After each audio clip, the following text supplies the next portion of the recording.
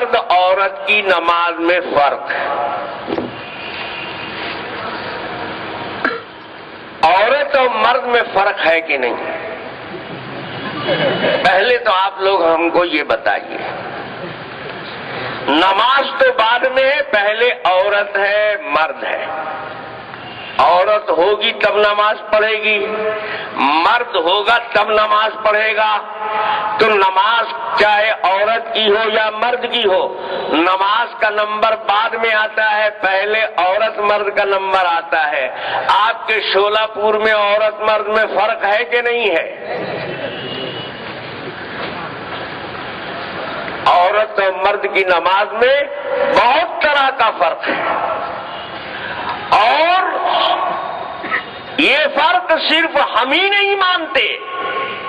جو لوگ کہتے ہیں کہ کوئی فرق نہیں ہے عورت مرد کی نماز میں، ان کو بھی ماننا ہے، وہ بھی مانتے ہیں، لیکن آپ کو بیوقوف بناتے ہیں. آپ کو کہتے ہیں کوئی فرق نہیں ہے. کیوں بھائی؟ ایک مہینے میں مکمل ایک مہینہ مرد نماز پڑھتا ہے نہیں پڑھتا ہے؟ کوئی دن معاف ہوتی ہے نماز اس سے؟ عورت پورے مہینے نماز پڑھ سکتی ہے؟ ہو سکتا ہے کہ جن کے ہاں کوئی فرق نہ ہو ان کی عورتیں نماز پڑھتی ہوں گی پورے مہینے. پہلا فرق تو یہ ہے کہ مرد پر نماز پورے مہینے فرض ہے، ایک دن بھی معاف نہیں ہے. عورت کے لیے کچھ دن ایسا آتا ہے ہر مہینے میں کہ وہ نماز نہیں پڑھ سکتی ہے. دوسری بات یہ ہے کہ جو لوگ کہتے ہیں کہ عورت مرد کی نماز میں کوئی فرق نہیں ہے، ان سے پوچھئے مرد کی نماز ننگے سر ہوتی ہے جائز کہ نہیں ہوتی ہے؟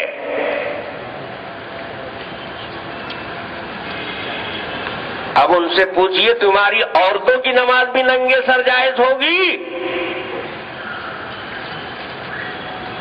عورت اگر سر کھول کر نماز پڑھے تو غیر مقلدوں سے، اہل حدیثوں سے پوچھو کہ عورتوں کی نماز ہوگی کہ نہیں ہوگی؟ جیسے تم سر کھول کر نماز پڑھتے ہو اور کہتے ہو کہ سر کھول کر نماز پڑھنے سے نماز ہو جاتی ہے، تو بیوی کو بھی کھلے سر نماز پڑھاؤ تب نہ دونوں کی ایک طرح کی ہوگی. معلوم ہے کہ فرق ان کے یہاں بھی ہے.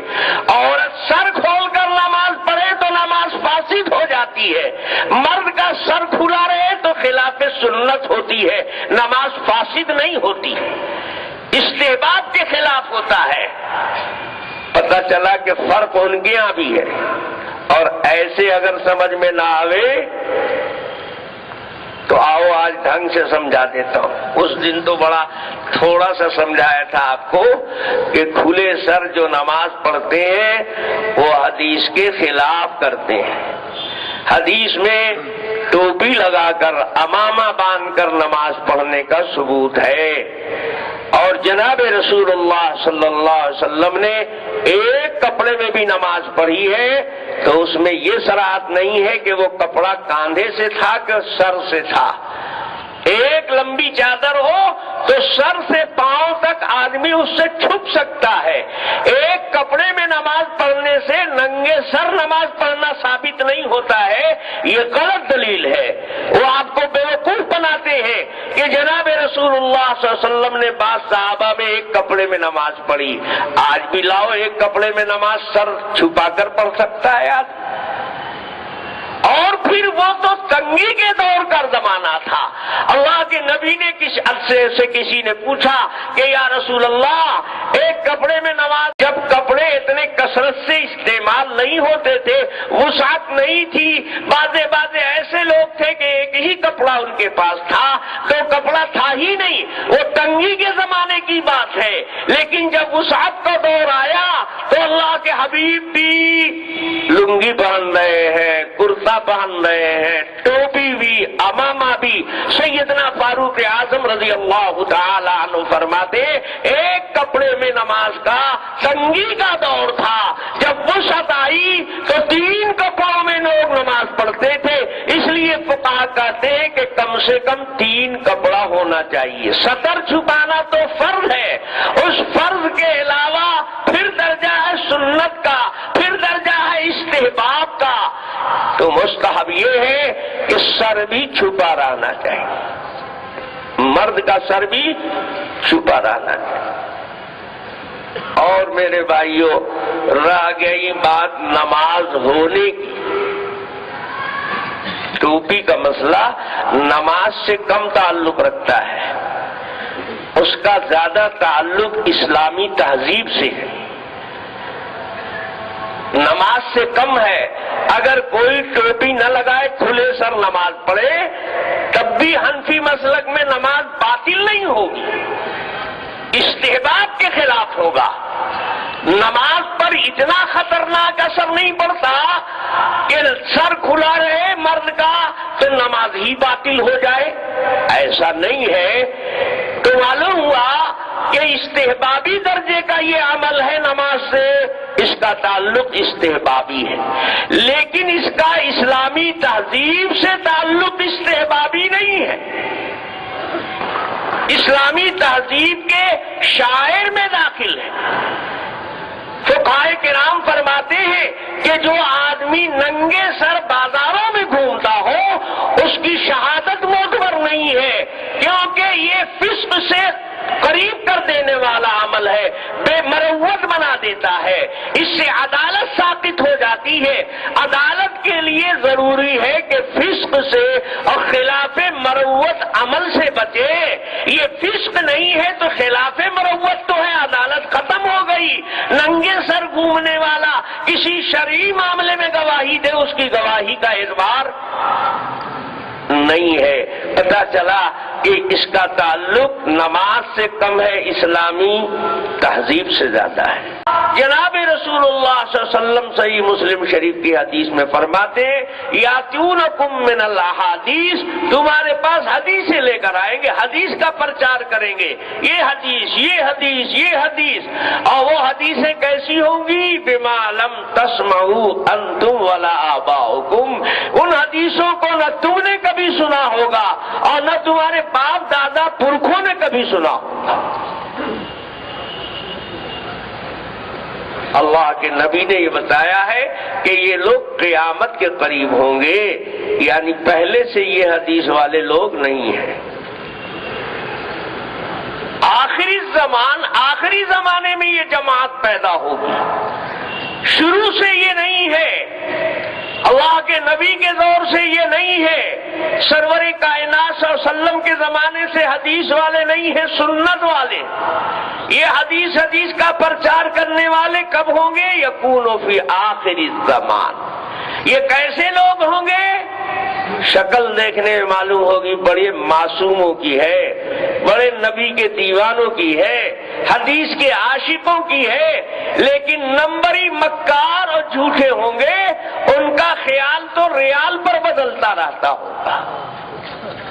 کذابونا، بڑے جھوٹے ہوں گے، اور حدیثیں لائیں گے تو ایسی کہ کہیں گے کہ یہ حدیث وہ حدیث ہے کہ امام مالک کو پتہ نہیں تھا، امام شافعی کو ہوا نہیں لگی تھی، امام ابو حنیفہ نہیں جانتے تھے، یہ سب حدیث سے جاہل تھے، حدیث کے عالم تو ہم ہیں۔ تمہارے باپ دادوں کو، باپ دادا کون ہیں آپ کے؟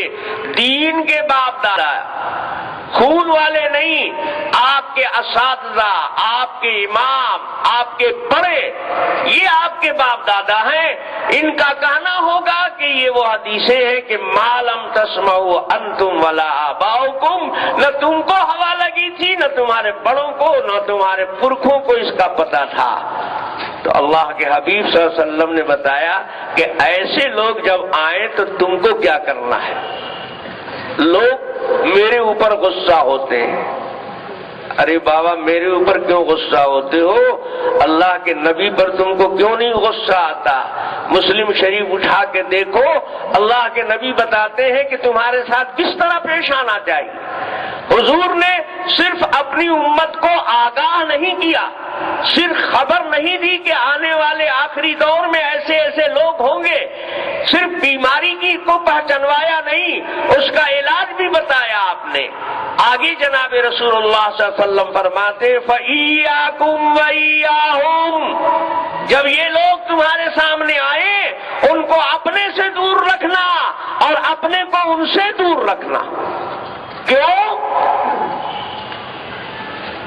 وہ بھی حضور نے بتایا فَلَا يُذِلُّونَكُمْ وَلَا يُفْتِنُونَكُمْ، ورنہ اگر تم ان کو اپنے پاس اٹھنے بیٹھنے کا چانس موقع دو گے، اپنے میں گھسنے کا موقع دو گے تو گمراہ کر دیں گے۔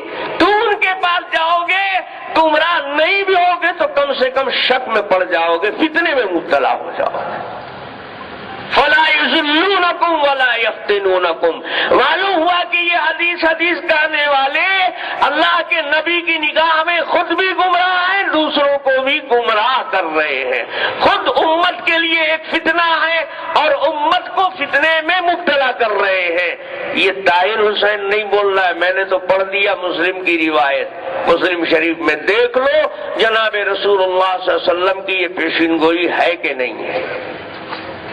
یہ دور، یہ زمانہ اللہ کے نبی کی اسی پیشین گوئی والا زمانہ ہے۔ میرے بھائیوں، روایت پر گفتگو کرنے کے لیے اچھا خاصا وقت چاہیے تھا اور میں سوچ کر بیٹھا تھا کہ تفصیل سے روایت پر بولوں گا، لیکن اگر روایت پر ہی تفصیل سے بولوں تو یہ سب جو آپ نے دے رکھا ہے یہ تو رہ جائے گا۔ اس لیے روایت پر میں نے اختصار کے ساتھ تھوڑی سی بات کر لی۔ اب آپ اپنے دیے ہوئے موضوعات پر آئیے۔